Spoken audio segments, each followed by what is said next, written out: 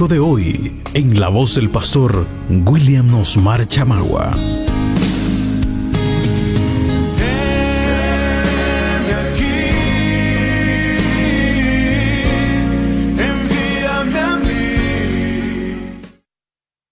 Muy buenas tardes, muy buenas noches. Sean todos más que bienvenidos a este nuevo mensaje dominical que estamos compartiendo con ustedes en este día domingo, si no me equivoco con la fecha, 17 de febrero de este año en curso. Mire cómo se van los días, ya estamos básicamente a más de la mitad de este segundo mes del año.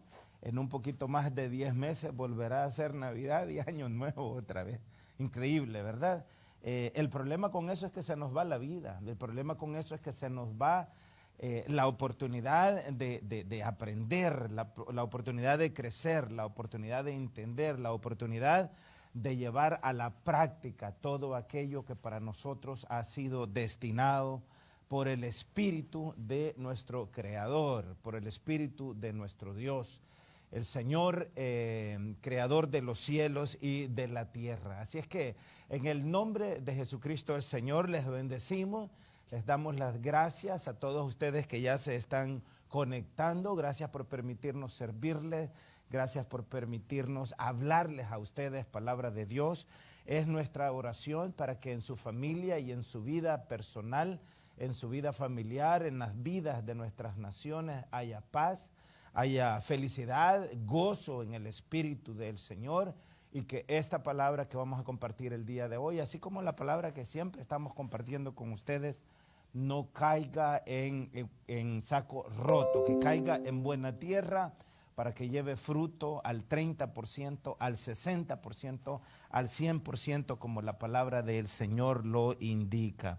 El día de hoy vamos a estar compartiendo un tema muy bonito que tiene que ver con la obra social del Evangelio. Muy pocas veces hablamos sobre este tema, la obra social del Evangelio, pero el hecho que desde las iglesias o desde la experiencia de los predicadores no se hable sobre este tema relacionado con la obra social del Evangelio, eso no implica y no significa que no sea pivotal y que no sea central a el Evangelio. Es importante que platiquemos de esto, es importante que nos informemos sobre estas cosas y es importante que también nosotros entendamos que no necesariamente todo aquello que se habla en el nombre del Dios de la Biblia es real y es verdadero, porque tristemente parte del error que nosotros cometemos, y esta semana en el programa que entre semana hacemos miércoles, jueves y viernes, que en el programa de Mi Gente Washington conversábamos con Andreita, que es nuestra co-host. Conversábamos que el problema no se da solamente en los temas religiosos o espirituales, el problema se da también en temas de política. Ve usted, les comentaba y les ponía en el ejemplo cómo en la política, hablando de nuestro país, El Salvador, o cualquiera de nuestros países en Latinoamérica, básicamente ha sido lo mismo desde México para abajo. Ven ustedes cómo las poblaciones han sido engañadas, manipuladas, arrastradas a apoyar partidos políticos cuyo interés era un interés relacionado con los grupos de poder internos o que han manejado esos partidos políticos, o los poderes fácticos, como también se les llama, pero no necesariamente han buscado estos partidos el interés de la población. Ahora, ese tipo de engaño, ese tipo de manipulación ha llevado a la gente por falta de formación política al matadero. Cuando habla del Señor Jesús, la Biblia dice que Él es el Cordero de Dios que quita el pecado del mundo. Y la palabra de Dios dice que Él enmudeció, cayó, cerró su boca y fue llevado como un cordero al matadero. La diferencia es que el Señor Jesús fue llevado al matadero con pleno conocimiento y con plena voluntad. A Pilatos Él le dijo: tú no tienes el poder para quitarme mi vida. Yo tengo el poder para ponerla y tengo el poder para quitarla. Y le dijo el Señor Jesús, ningún poder tendrías, Pilato, sobre mi vida si es que no te fuese dado desde arriba. Ahora, el Señor Jesús, es cierto, puso su vida en rescate por todos nosotros, y el Señor Jesús, es cierto, la puso, pero también la levantó. Ahora, el problema con las sociedades, el problema con los seres humanos, es que las sociedades son de forma constante llevadas al matadero por la falta de formación política, pero también por la falta de formación en cuanto a las escrituras, en cuanto a las religiones del mundo, porque queremos que los demás hagan el trabajo y que solo nos vengan a dar de comer a nosotros. Pero tristemente, la mayor cantidad de comida que se le da a los pueblos es comida chatarra, ya sea en la política o ya sea en la religión. Pero eso nosotros lo podemos corregir en la medida que tengamos la voluntad propia para corregirlo y en la medida que estemos dispuestos a aprender, desaprender y reaprender.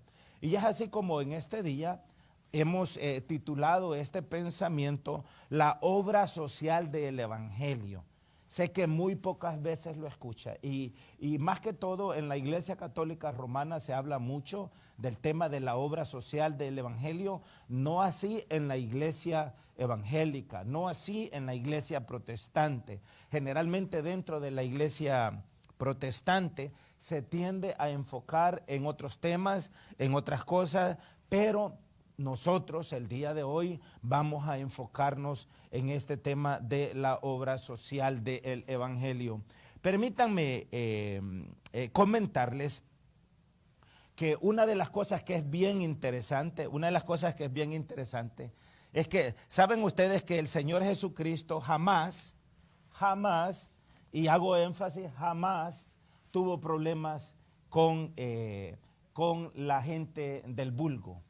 Jamás tuvo problema con la gente que las personas en la iglesia o en la religión llaman los pecadores. ¿Sabe que el Señor Jesús no tuvo problemas con los pecadores? ¿Sabe con quién tuvo problemas el Señor Jesús? Con los religiosos.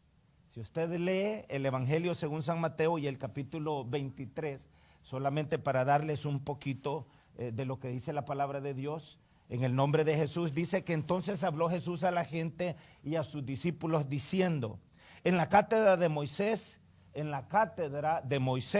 se sientan los escribas y los fariseos. Así que todo lo que os digan que guardéis, guardadlo y hacedlo, mas no hagáis conforme a sus obras, porque dicen y no hacen. Porque atan cargas pesadas y difíciles de llevar y las ponen sobre los hombros de los hombres, pero ellos ni con un dedo quieren moverlas. Antes hacen todas sus obras para ser vistos por los hombres, pues ensanchan sus filacterias y extienden los flecos de sus mantos y llaman los primeros asientos en las cenas y las primeras sillas en las sinagogas y las salutaciones en las plazas y que los hombres les llamen rabí. Rabí. Mira usted qué interesante. El Señor no estaba emitiendo una crítica a la gente que vivía en pecado, a la gente que no iba a la iglesia o a la sinagoga. El Señor no estaba emitiendo ese tipo de crítica en contra de aquellos que tenían desconocimiento de Dios. Estaba de una forma directa llamando a la gente religiosa de su tiempo hipócritas.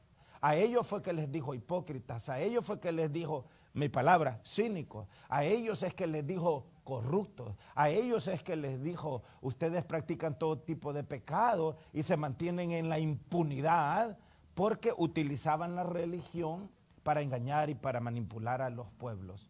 Entonces, se ha mal enseñado y se ha abusado la palabra del Señor. Y fue precisamente a la gente religiosa. Y estoy hablando de los líderes religiosos, estamos hablando de los fariseos, de los escribas, de los saduceos, de los herodianos. Fue a ellos a quienes el Señor Jesucristo llamó hijos del diablo. Imagínese usted qué interesante. Mucha gente vive en el mundo en pecado. Es decir, todo aquel que no vive conforme a la voluntad y el conocimiento de Dios y que no pone la palabra de Dios en obra en su vida, la Escritura dice que está viviendo en pecado. Pero no es a la gente que está viviendo en pecado a quien el Señor le dice hijos del diablo. Le dice hijos del diablo a aquellos que utilizan la palabra para manipular, para engañar, para robar, para entorpecer la mente del pueblo, la mente de la gente. A aquellos que desde la, entre comillas, iglesia, utilizan el evangelio para explotar a la gente, para hacerle daño a la gente, para llenar de basura la cabeza y el pensamiento y por ende contaminar el espíritu y el corazón de la gente. A esos es a quien el maestro de Galilea condena, y fue a ellos a quien llamó hijos del diablo. ¿Sabe qué más les llamó? Raza de víbora.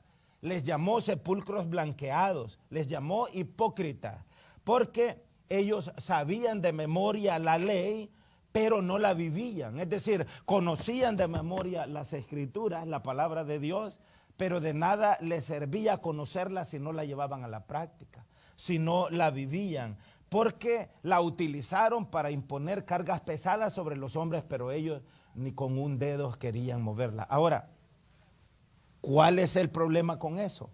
Muchos problemas, muchos problemas. ¿Por qué?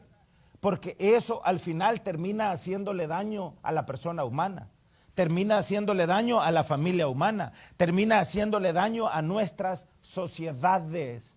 Y muchos de los problemas, inclusive que muchos de nosotros hoy tenemos, inclusive con Dios, se debe precisamente a que este tipo de hijos del diablo, a que este tipo de manipuladores de tumbas blanqueadas continúan el día de hoy predicando, entre comillas, una palabra que, aunque la palabra es de Dios, ellos no la viven en su vida. Dicen una cosa y hacen otra. Eso, por supuesto, causa estragos, causa estragos. Yo tengo años comentándoles a ustedes, diciéndoles a ustedes, y yo entiendo que es bien complicado entender. Siempre recuerdo las palabras de Albert Einstein, cuando él dijo que era más fácil partir un átomo por la mitad que cambiar el pensamiento de tan solamente una persona. Y le digo eso porque yo también lo he experimentado, y más que todo con la gente religiosa, porque la gente religiosa se ha metido a un cascarón del cual no quieren salir. Se han metido a una cueva de religión del cual no quieren salir. Tienen un pensamiento cuadrado, igual que aquellos que son fanáticos a los partidos políticos, igual que aquellos que son fanáticos a las ideologías. Es decir, no hay espacio ahí para respirar, no hay espacio para alumbrar, no hay espacio para barrer lo viejo y entrar lo nuevo. El Señor Jesucristo dijo que era importante y que era necesario que nosotros volviésemos a nacer. Ahora, les comento esto porque esto tiene repercusiones en nuestras vidas, pero también en nuestras sociedades, a nivel personal, a nivel familiar y a nivel de sociedad. Lo que nosotros pensamos, lo que nosotros creemos, tiene repercusiones graves, repercusiones grandes y mayoritariamente negativas. Entonces, el Señor Jesús habló de la esperanza de vida eterna para aquellos que morían en Él, para aquellos que vivían en Él. Pero también el Señor Jesucristo habló de una forma concisa, de una forma directa, de una forma central, que la necesidad de Él, el deseo de Él, la visión de Él era que a través de su evangelio el reino de Dios fuese impuesto acá en la tierra. Hoy el tema es la obra social del evangelio, pero nosotros no podemos ejecutar, no podemos llevar adelante, no podemos parir, no podemos traer a la luz la obra social del evangelio. Ya vamos a hablar de qué es eso. Si es que no